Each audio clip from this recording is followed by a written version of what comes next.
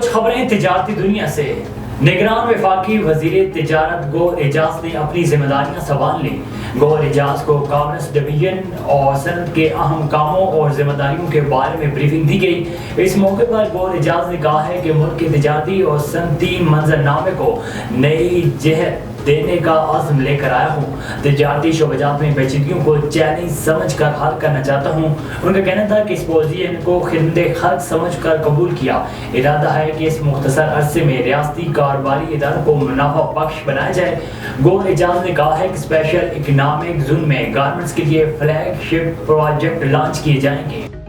ملک میں مہنگائی میں اضافے کا رجحان تیزی سے جاری ہے۔ ہفتہ وار شرح 0.78% پر پہنچ گئی۔ وفاقی ادارے شماریات کی جانب سے جاری کردہ مہنگائی کی ہفتہ وار رپورٹ کے مطابق حالیہ ہفتے کے دوران مہنگائی کی شرح میں 0.78% اضافہ دیکھنے میں آیا، جبکہ سالانہ بنیادوں پر مہنگائی کی شرح 27.57% ریکارڈ کی گئی۔ ایک ہفتے کے دوران 32 اشیاء ضروریات کی قیمتوں میں مزید اضافہ ہوا۔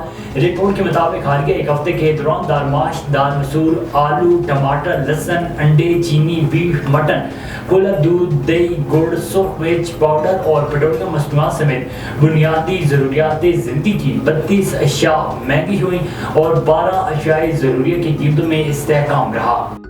سابق پی ڈی ایم حکومت 30 جون کو ختم ہونے والے مالی سال 2022-23 میں 7.7% کا بڑا مالیاتی خسارہ پیچھے چھوڑ کر گئی، جو خام ملکی پیداوار کے 7% خسارے کے داموں سے نمایاں طور پر زیادہ ہے۔